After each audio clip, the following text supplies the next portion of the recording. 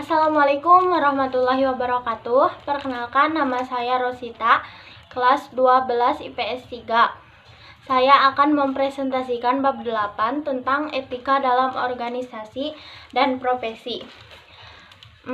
Pengertian dan etika organisasi. Pengertian organisasi.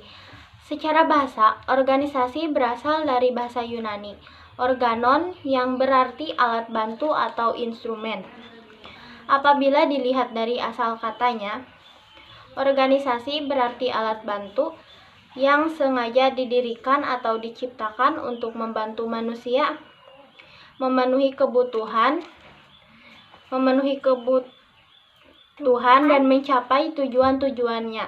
Secara istilah, organisasi adalah sistem sosial yang dikoordinasikan secara sadar dengan aturan yang telah dibuat dan disepakati bersama.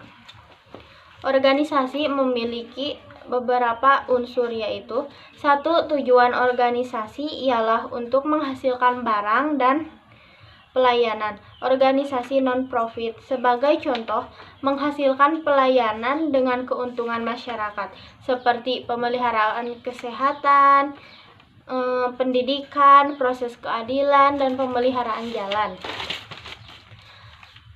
Sedangkan bisnis menghasilkan barang konsumsi dan pelayanan seperti rumah, mobil, dan lain-lain. 2. Pembagian kerja adalah sebuah proses melaksanakan pekerjaan ke dalam suatu komponen kecil yang melayani tujuan organisasi dan untuk dilakukan oleh individu atau kelompok. 3. Hierarki kewenangan adalah hak untuk bertindak dan memerintah pribadi orang lain.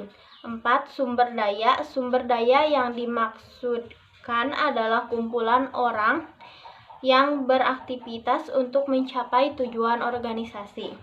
Efektivitas organisasi dapat terwujudkan dengan efektivitas individu atau kelompok. 1. Efektivitas individu tergantung dari perilakunya terhadap kelompok. Perilaku di sini merupakan suatu fungsi dari integrasi antara individu dengan lingkungan.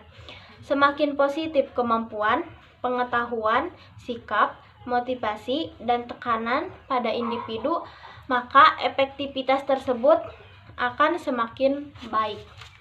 2. Efektivitas kelompok, yaitu bergantung dari kohesivitas atau kepaduan kepemimpinan, struktur, status, peran, dan norma yang ada pada kelompok kerja. Kelompok memiliki 4 ciri, yaitu memiliki tujuan bersama, interaksi dalam kelompok, memiliki pengaruh pada setiap anggota, selalu ada perbedaan tingkat karena ada hierarki wewenang, dan memiliki norma dan nilai yang dibentuk bersama. 3. Efektivitas organisasi yang tergantung dari lingkungan, teknologi, strategi, pilihan, struktur, proses, dan budaya organisasi. Ketiga, efektivitas di atas tidak akan terpenuhi jika hambatan dalam organisasi tidak terselesaikan. Hambatan individu karena adanya perbedaan. Contoh, perbedaan pola pikir. Perbedaan pola pikir dan kemampuan, hambatan mekanik karena adanya permasalahan dalam struktur organisasi. Contohnya, ketidakpastian wewenang struktur organisasi, hambatan fisik karena kondisi lingkungan seperti jarak yang jauh sehingga komunikasi tidak terjalin baik, dan hambatan semantik karena kata yang menimbulkan interpretasi berbeda. Etika dalam berorganisasi. Memiliki niat dan tujuan yang mulia. Niat dan tujuan didirikan organisasi ini sangat menentukan langkah-langkah yang akan dilakukan dalam organisasi, meskipun nantinya keberlangsungan organisasi akan bergantung pada etos individu dan kelompok. Rasulullah Shallallahu Alaihi Wasallam bersabda, dari Amirul Mukminin Abu Hafs Umar bin Khattab radhiyallahu an berkata, aku mendengar Rasulullah Shallallahu Alaihi Wasallam bersabda, semua amal perbuatan tergantung niatnya.